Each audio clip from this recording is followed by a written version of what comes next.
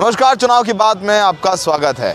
मैं हूं सौरभ शुक्ला और हम लखनऊ में एक और बड़ी दिलचस्प जगह पर मौजूद हैं। ये आप देख रहे हैं अंबेडकर गेट है, उसके बाद गोमती रिवर फ्रंट शुरू हो जाता है। तो अब यहाँ पर आप आइए, तस्वीर खिंचवाइए और नींबू चाय पीजिए।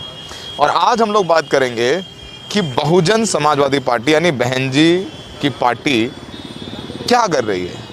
क्या बहन जी की पार्टी वोट कटवा हो गई है? क्या बहन जी उन लोगों को टिकट दे रहे हैं जो सपा के वोट काटें? क्या बहन जी डोर टू डोर कैंपेन नहीं करेंगी?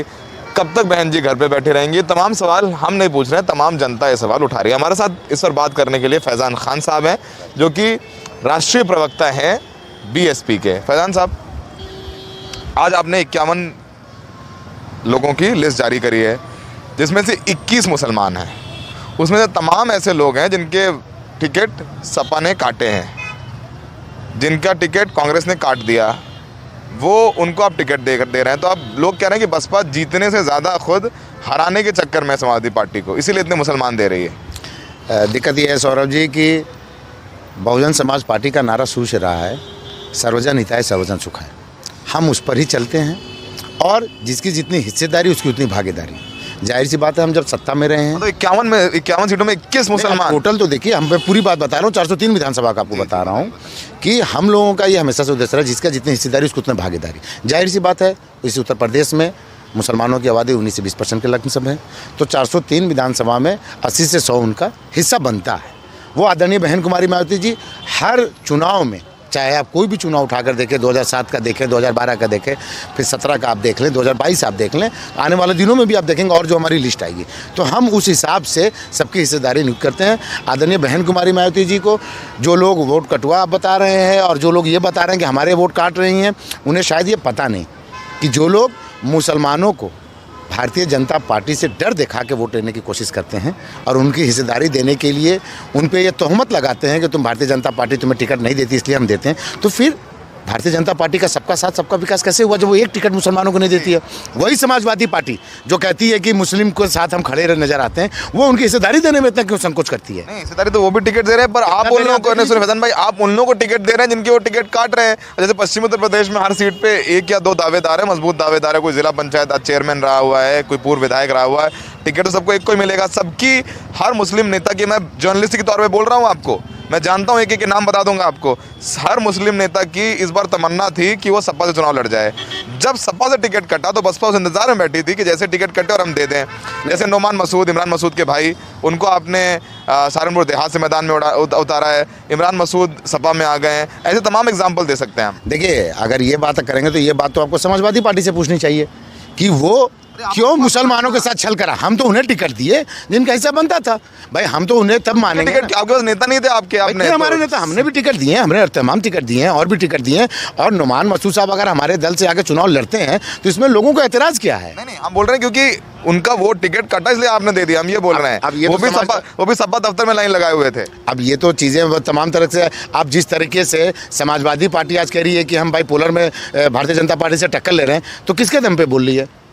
आप बताइए। वो आज स्वामी प्रसाद मौर्य को ज्वाइन करा के जिस वक्त भारतीय बहुजन समाज पार्टी से निकल कर भारतीय जनता पार्टी में हो गए थे, तब भी हम लोगों ने ये बात कहा था कि ये इंडिविजुअल नेता जा रहा है, समाज हमारे पास से कभी नहीं जाता बहुजन समाज पार्टी की तरफ से। तब भी हमने कहा था कि इनका टिकट हमने नहीं दिया क्योंकि सबको बेटी दामाद का टिकट चाहिए। आज भारतीय जनता पार्टी वही बात कह रही है। फैज़ान भाई, ये बताइए, जब 2007 में बहन जी मुख्यमंत्री बनी तो इस पार्टी में बाबू सिंह कुशवाहा भी थे, स्वामी प्रसाद मौर्य भी थे, सतीश चंद्र मिश्रा भी थे, ब्रजेश पाठक भी थे, बहन कुमारी मायावती भी थी। तमाम वो लोग थे। एक सोशल इंजीनियरिंग थी, सिर्फ दलित नहीं था, सिर्फ मुसलमान नहीं था, एक सोशल इंजीनियरिंग थी। अब वो सोशल इंजीनियरिंग कहाँ गई? अब असली सवाल पूछता हूँ आपसे। सोशल इंजीनियरिंग की बात की, अब ये बताइए कि आप लोगों ने प्रबुद्ध सम्मेलन किए, ब्राह्मण सम्मेलन किए, लोग कहने लग गए ब्राह्मण समाज पार्टी बन गई बहुजन समाज पार्टी।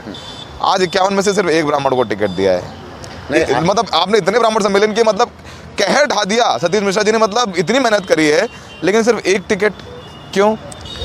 अब आपने सबसे पहले हमारे उस पर सवाल उठाया कि इतने बड़े बड़े नेता थे। मैं आपसे सौरभ जी ये पूछता हूँ कि इन लोगों को नेता किसने बनाया?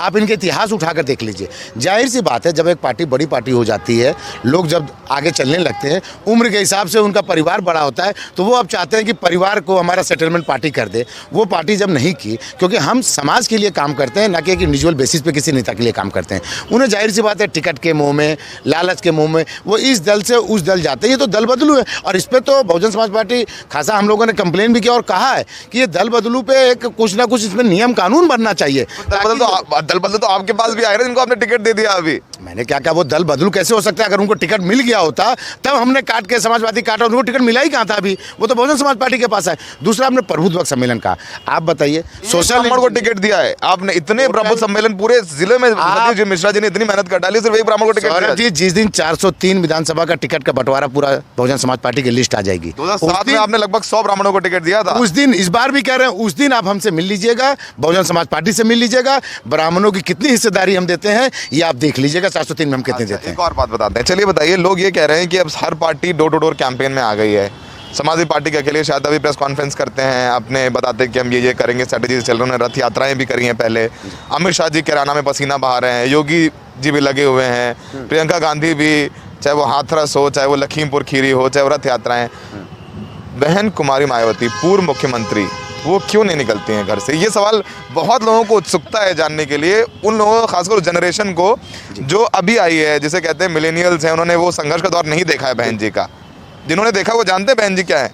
मैं पढ़ा हूँ, पॉलिटिकल साइंस का स्टूडेंट हूँ, मुझे पता है कि बहन जी ने क्या संघर्ष किया, लेकिन वो संघर्ष आज की पीढ़ी ने नहीं देखा है। दिक्कत यह है कि आज की पीढ़ी को भारतीय जनता पार्टी और समाजवादी पार्टी ने अंधे होकर देखना चाहते हैं। ये दोनों ही पार्टियां बाइपोलर अपने आप को दिखा के, मैं आपने कहा ना, अमित शाह जी कैराना में दिख रहे हैं। पूछ रहे हैं, जापान आप बता रहे हैं, ईरान आपने अभी कहा ना सौरभ जी, कैराना में दिखे अमित शाह जी, अमित शाह कैराना में दिखे। बहन जी ये पूछ रहा हूँ मैं, देखिए क्यों नहीं गई, लखीमपुर खीरी कहाँ हमारा रिप्रेजेंटेशन नहीं किया, मायावती जी क्यों नहीं गई? ये सवाल कौन सा बन जाता है? अब हम ये सवाल अगर उल्टा हम आपसे पूछ लें कि लखीमपुर खीरी में किसानों को कुचला गया, यहीं पे माननीय मोदी जी, हमारे प्रधानमंत्री जी लखनऊ में आते हैं, कितने किलोमीटर था लखीमपुर, क्यों नहीं वहां गए वो? अब आप कह दीजिए कि भाई हम तो पूछते ही हैं, दन पूछ रहे हैं, सौरभ शुक्ला पूछ रहे हैं, रवीश कुमार पूछ रहे हैं, निधि कुलपति पूछ रहे हैं, इंटरव्यू ले रहे हैं। नहीं, इंटरव्यू देते नहीं ना किसी को, लेकिन हम बीजेपी से सवाल पूछते हैं। तो आज हम भी, आपने बीजेपी से बीएसपी से सवाल पूछे, हम भी जवाब देने के लिए हाजिर है।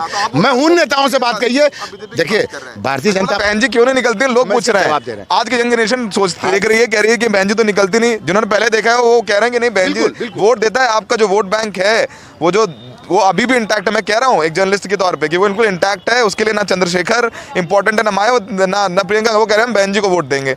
लेकिन जो नई जनरेशन वो कह रहे हैं, मतलब क्यों? नई जनरेशन, जब ये चुनाव आया, आपने उस दौर में भी देखा कोरोना काल से कैसे तरहमान मचा, फिर उसके बाद ज़्यादा गैप ना होते हुए तीसरी लहर की जो अंदाज़ा लगाई जा रही थी। अब बार बार ये बात कर रहा था कि उत्तर प्रदेश में चाहे हिंदुस्तान में हाथरस हुआ तब कोरोना थोड़ी ना था, ओमिक्रॉन आया।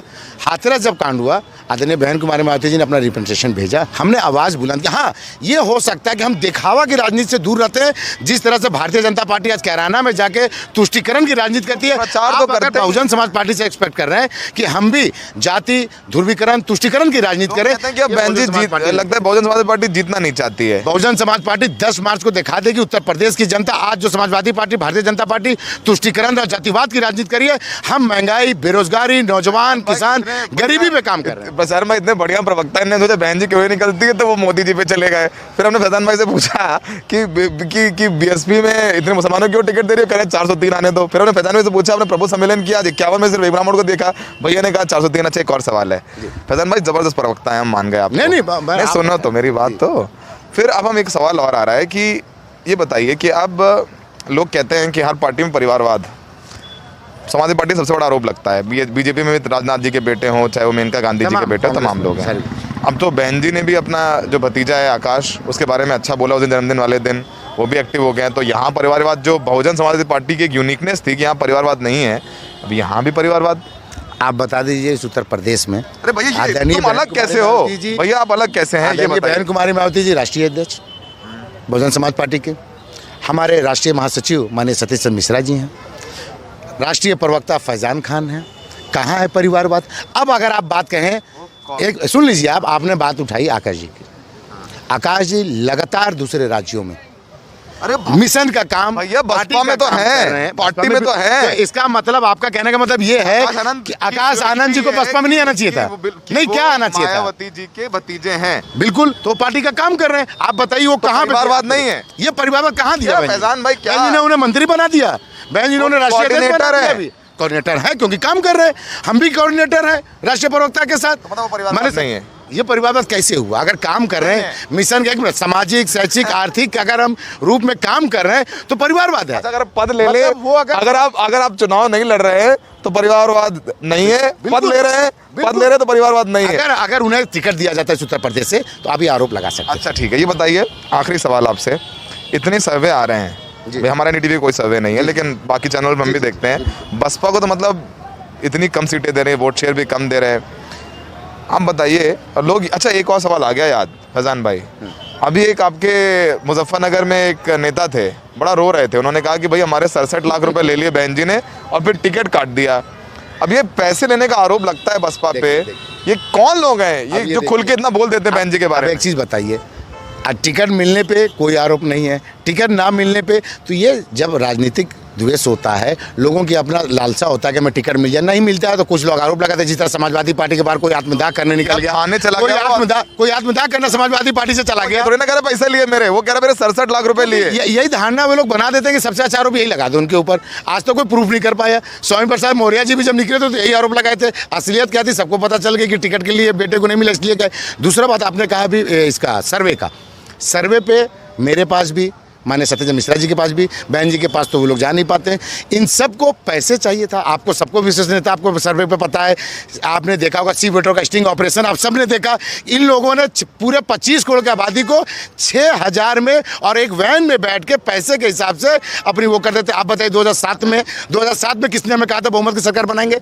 50 सर्वे दे रहा था उस वक्त, आया कितना? पूर्ण बहुमत की सरकार। वही 10 मार्च को रिपीट होने जा रहा है। इन लोगों को पैसे नहीं मिले इसलिए वो बात आई है। एक आखिरी सवाल याद आ गया, चंद्रशेखर भी वही राजनीति करते हैं जो बहन जी करते हैं, वो भी बहुजन समाज की बात करते हैं, संघर्ष की बात करते हैं और बड़ा ज़मीन पर एक्टिव रहते हैं, मानेंगे आप बात। अब वो कह रहे हैं गोरखपुर चुनाव लड़ रहे हैं और वो कह रहे हैं कि बहन जी अब बात करती हैं, काम नहीं करती हैं बहुजन समाज के लिए। अब वो भी उसी श्रेणी से आते हैं, उनके साथ भी आदमी है। ये बताइए क्या बहुजन समाज के लिए, एक वाइडर कॉज के लिए, एक बड़े ध्येय के लिए क्या गोरखपुर से बसपा उम्मीदवार नहीं उतारेगा कि चलो चंद्रशेखर है, संघर्षशील है, उस बहुजन समाज के लिए काम करता है, अम्बेडकराइट है, उसके खिलाफ चलो एक सीट पर कैंडिडेट नहीं देते हैं? अगर वो अम्बेडकराइट होते तो आदरणीय बहन कुमारी मायावती जी के साथ होते। उन्होंने एक अपना मतलब ये क्यों, मतलब ये क्या मतलब है? उन्होंने एक अपनी, ये तो वही बात हो गई कि बीजेपी के साथ नहीं हो तो तुम देशद्रोही हो। नहीं ये हम कह रहे हैं अम्बेडकरवादी, तो हम टिकट के लिए कैसे लोगे? एक अपना पार्टी है, अगर उनको अपने हिसाब से लगता है कि उनको गोरखपुर से लड़ना है, हम लड़ाए ना लड़ाए ये वो कैसे डिसाइड करेंगे?